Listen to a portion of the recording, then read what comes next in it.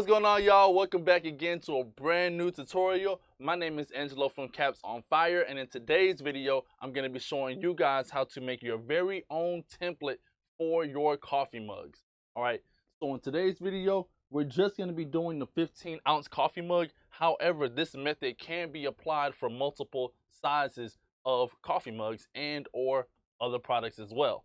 All right, so before we get into this video, I need you all to do a couple things for me. All right, number one, I need you to press the subscribe button down below. That way you all will be notified whenever I upload new content. Secondly, I need you all to press the link down below in the description to join our Facebook group. All right, it is very, very detrimental that you all join the Facebook group. That way you will have pretty much instant access to me and all of our members in our group, where we do live tutorials, giveaways, pricing tips for your products, suppliers on where to get your products from, just a whole plethora of information. All right, so please be sure to subscribe and click the link below to join our Facebook group. Also, check out my Etsy shop where I sell sublimation supplies, and most famously our in-house ink, Cosmos ink, all right, for sublimation. So let's get into it. The very first thing that we are going to need is, of course, our coffee mugs. All right, these coffee mugs, I got these from Condi. There are other sellers as well, but I mostly recommend Condi for the coffee mugs. After this, we will need a dry erase marker. We will need measuring tape, and you can get this from like Joann's Fabrics or Michael's or almost any place. So yeah, measuring tape. We do not need our heat press, although if you want to do coffee mugs, you will need a heat press. But for this tutorial, you don't necessarily need a mug press. All right, we have our printer, and that's pretty much it. All right, so the very first thing you all need to do, get your coffee mug, get your heat tape. I mean, not your heat tape, I'm sorry, your measuring tape. All right, so now once you have your mug and your measuring tape, you are going to measure. All right, and right here where the handle is at, I'd say go about a ½ inch on each side away from that handle. All right, that's pretty much going to be your safeguard area, as this area will be hanging outside of your mug press. All right, so there will be no pressure or heat that will be applied to anything that's within a half an inch from this side and a ½ inch from that side. So first thing you want to do is take your measuring tape, put it right here flush against the handle, pull out some and measure about a ½ inch and make a mark. All right, our ½ inch mark is right there in the middle. So that's what I'm gonna do now. Dry erase tool, dry erase marker, and we're gonna measure right here at that ½ inch. All right, next up we'll do the same thing to the other side.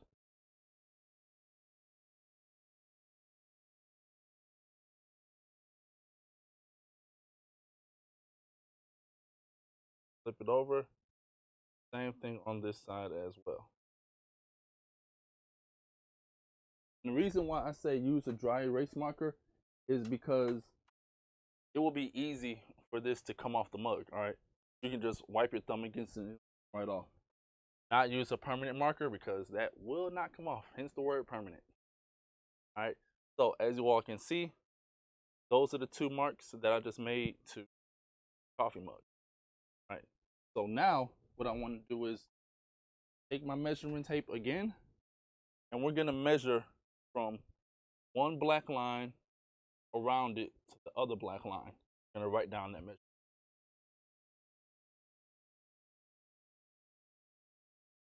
This one is,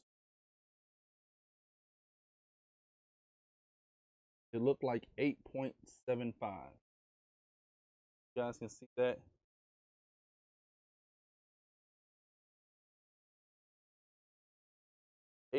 I say 8.75.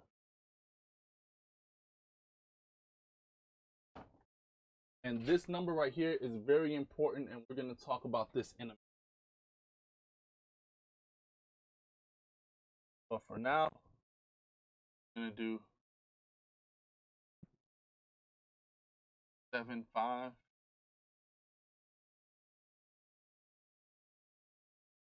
The width.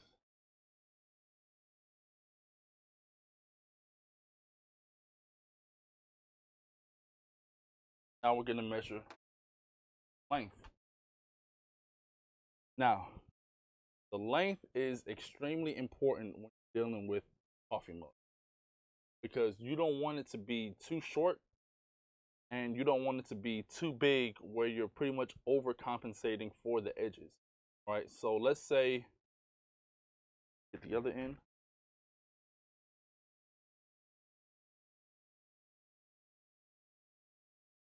For instance, you don't want to have your tape measure hanging off way up here, all right? That you're, like I said, you will be overcompensating for the edge at the, right? I recommend having it down to about hanging off maybe about a half an inch or what's that, or 3/8. So for now, we're just gonna keep it at hanging at 3/8 over the, actually no, let's take that down a little bit further. We'll say a quarter. So have it hanging off a 1/4 inch over the edge, also hanging a 1/4 inch below curvature. All right, so if we stop right there, we'll say 4 and 7/16.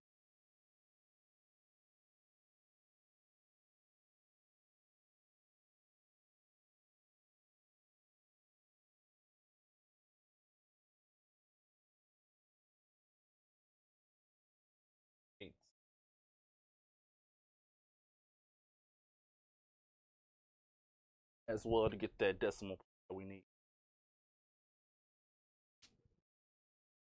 So the reason why you're measuring a little bit past the top and a little bit past the bottom is because on some of your designs you're going to want what's called a full bleed edge.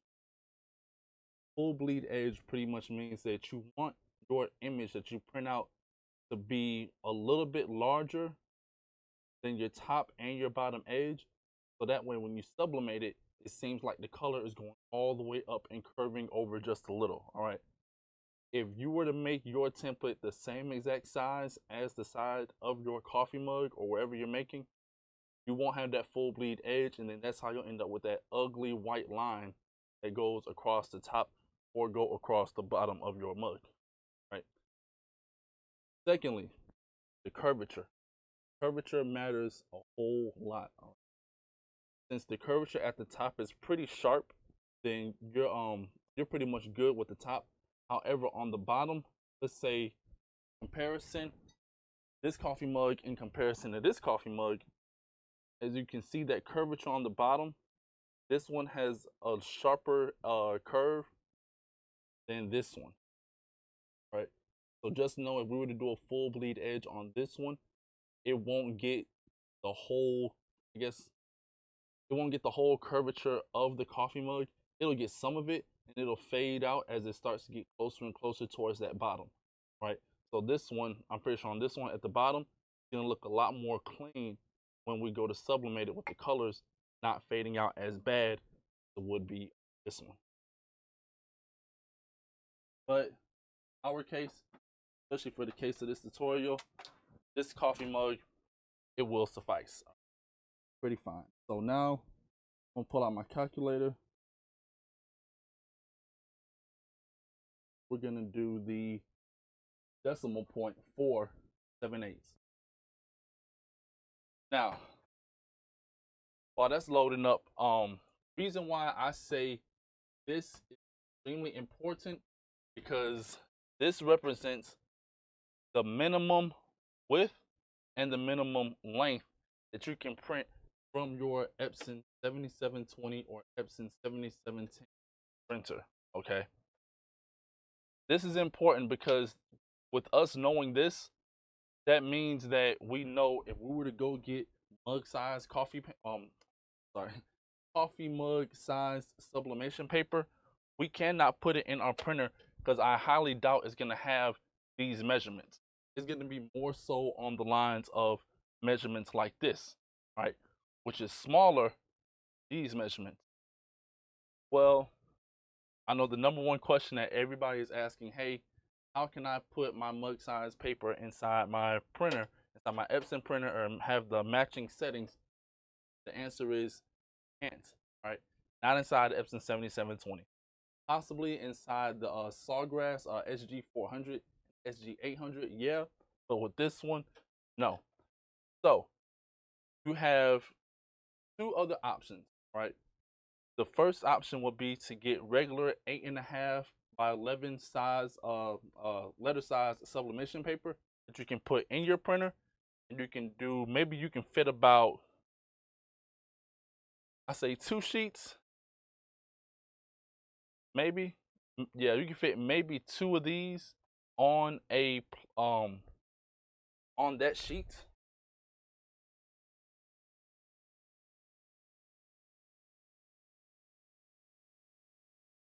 So you possibly could fit 2 of these, but more than likely you can't. All right. So your next one after that, if you really want to utilize your space and use paper as you possibly can, especially if you have a really big order, like let's say coffee mugs or something like that, I would recommend using 13 by 19 sublimation paper. All right. And depending on where you get it, it could cost you, let's say you get 100 sheets for $44, right? It'll cost you 44 cents just for the sheet, about 44 cents per sheet, right? But if you were to fit, 3 of these on one sheet, you can reduce that down to, what's that? Maybe like no, not 13. Roughly right at like 15 cents, a little bit less than 15, like 14.5 cents, something like that per paper. All right. So you will have a higher profit margin just printing on a 13 by 19 paper versus a letter size paper. All right. So let's go ahead and break that down. That number down 7/8.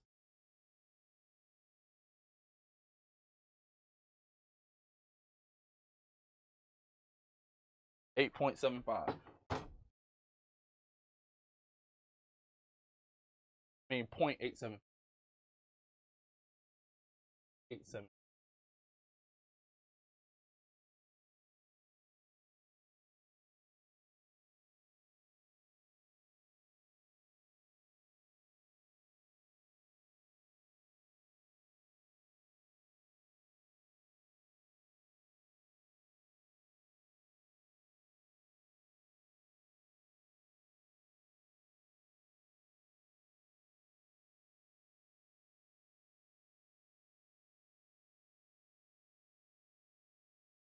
So now we know that the template that we need to make on our computer is going to be 8.75 inches wide by 4.875 inches long, okay, or tall.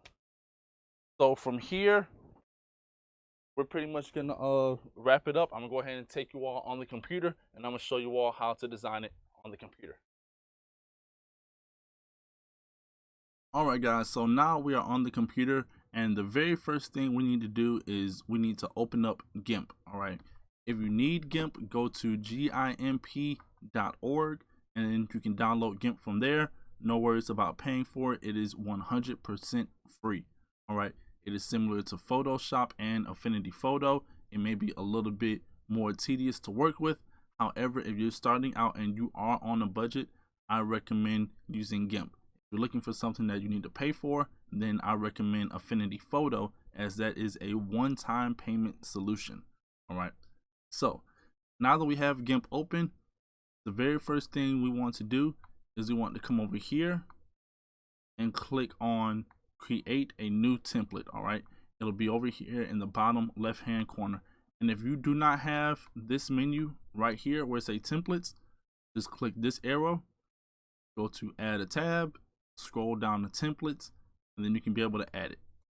All right, so let's go down here to create a new template.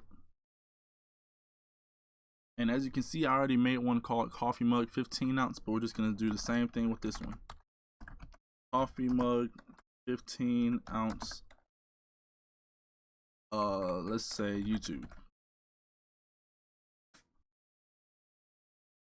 So from here, you want to come down to image size, change the sizing 2 inches.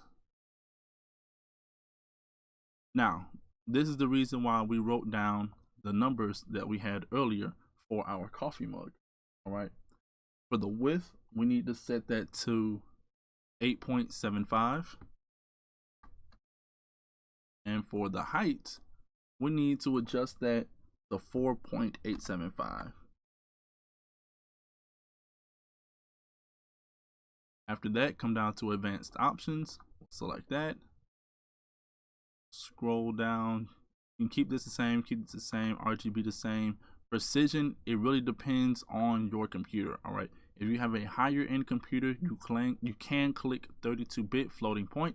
However, if you do have a lower end computer or a standard computer, as most people would have, you can choose 18-bit or 16-bit. And depending on which one you choose, that will automatically change your gamma from linear light to perceptual. Perceptual gamma, yeah, it'll automatically change. All right, so we're gonna use 32-bit. Yep, 32-bit is linear light, and the other ones may click perceptual, 8-bit perceptual. So we'll just run with 8-bit. Color profile, you can leave that as built-in with Gimp. Fill width, very important. Make sure you select transparency. And then comments for created by, I'll put created by me. You can put created by you or your company name or whatever you seem is fit. So from here, we will press OK, and it will automatically add that template over here to the side. So now anytime you leave and come back in Gimp, your template will always be saved right here for your 15-ounce coffee mugs and or whatever other size coffee mugs that you are creating. All right. So from here, just make sure you have it selected. Come down to create a new image from selected template. And there you have it. All right, you have successfully created a template for your coffee mug. So let's say I want to put an image in here. Grab this image I have, drag it in. It'll be a little big at first, depending on the size of your image. After that, I clicked on this tool right here, the scale tool, and then grab the square from the corner and then pull it down to the size that I seem, that I want to have. So we don't want to make it too big because we have to take into account that bleed edge that we have. However, I think this will be a good size for it. All right, so from there we'll click scale, and then I want to duplicate this image as well. Actually, let me slide it over a little bit. You can hold Control on the keyboard, and then it'll keep it in that original on that original axis. All right, so that way it'll be even up and down and diagonal as well. So slide it over just a tad. That's good. And then we'll come over here to the side on the layers menu, right click on it, and go to duplicate layer. And then put our move tool back on it, hold the control button down, and pull it over some this way.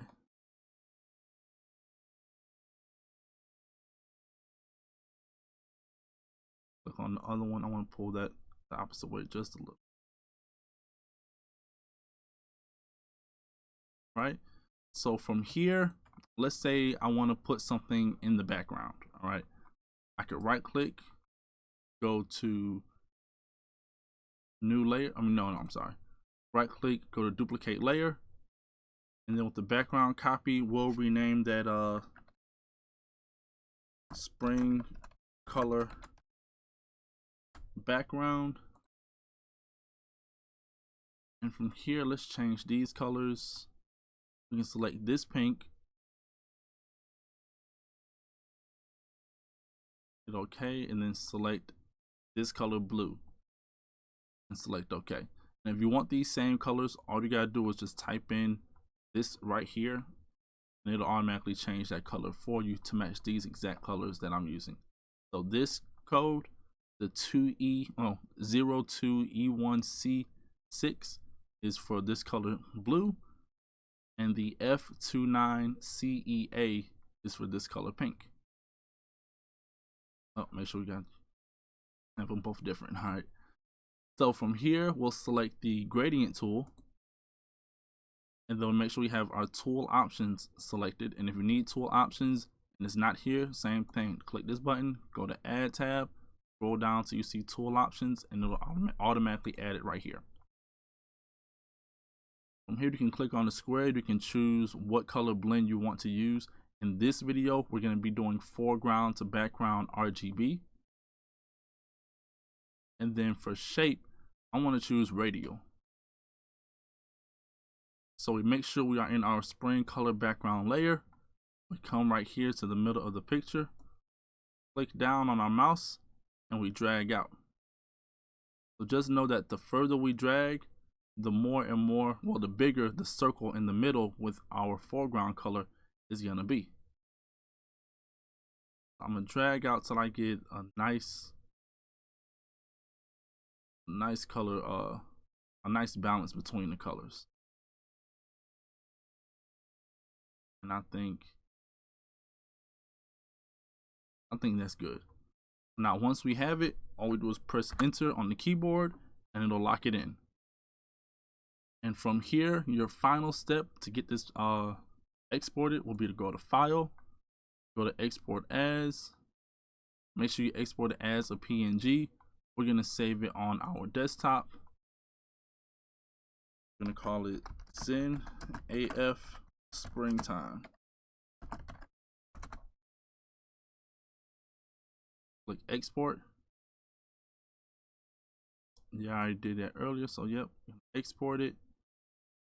Save background color, export.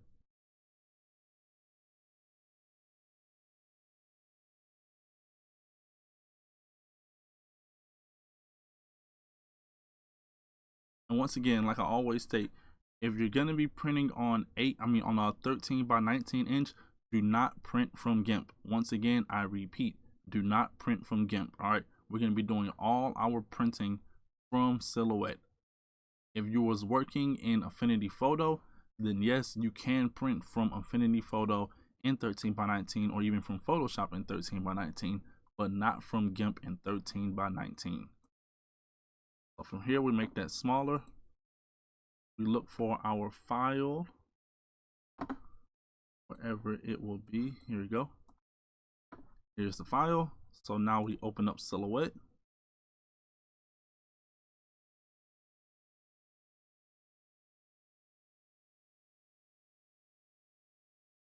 Now that we have this open, you can have the width over here. You can change that to 13. The height, you can change that to 19. For the size, actually, the size is custom. That's what we just did. Your cutting mat is on. Normally, it's going to be on Cameo 12 by 12. Just change that to none. Unclick Show Cut Border, and you will have this blank canvas. Now, just grab your image, drag it into Silhouette, and it will already be sized up for your coffee mugs. So from here, I want to click on it, go to Object, go to Rotate 90 degrees, drag it right here, right click, go to Copy, and paste in front, drag it over here to the side. Accident. Paste in front, drag it over here to the side, then highlight both of them, go to Copy, right click, paste in front, drag it down to the bottom. After here, we had copied the extra one. Just gonna check all of them to make sure. All right, so we're good. So from here, you can pretty much drag it. I want to say drag it like almost to the edge completely. Just leave a little bit of wiggle room on the edges. And then here you go. So now you have 4. You can be able to fit 4 of the 15-ounce coffee mug templates inside one sheet of 13-inch by 19-inch paper. So from here, we will just go to File, go to Print, select Epson Workforce 7720 Series Network, click on Preferences, and then we'll click on Super B Sublimation, which, like I said before, if you need to know how to set up your printer preferences, I do have a video on that as well. I will put that down I will link that in the description down below. All right, so from here, click there, double check your settings. Paper cassette 1, Super B, premium presentation matte, color quality, we'll set that to high. Mirror image, and if you're using Cosmos ink, make sure you come here to color correction, custom, advanced, ICM. And just press OK, hit apply, hit print. From there, it'll send it to the printer and we will be good to go. All right, so that's it. That is how you create a custom template for your coffee mugs. All right, I want to thank you all for tuning in, and please do not forget to press the subscribe button to join into my channel. That way you will be notified whenever I upload new videos. Secondly, please press the link in the description to join our Sublimation Facebook group, where we cover everything dealing with sublimation. All right, so that pretty much wraps everything up. I want to thank you all for tuning in, and I will see you all on the next episode. Angelo out.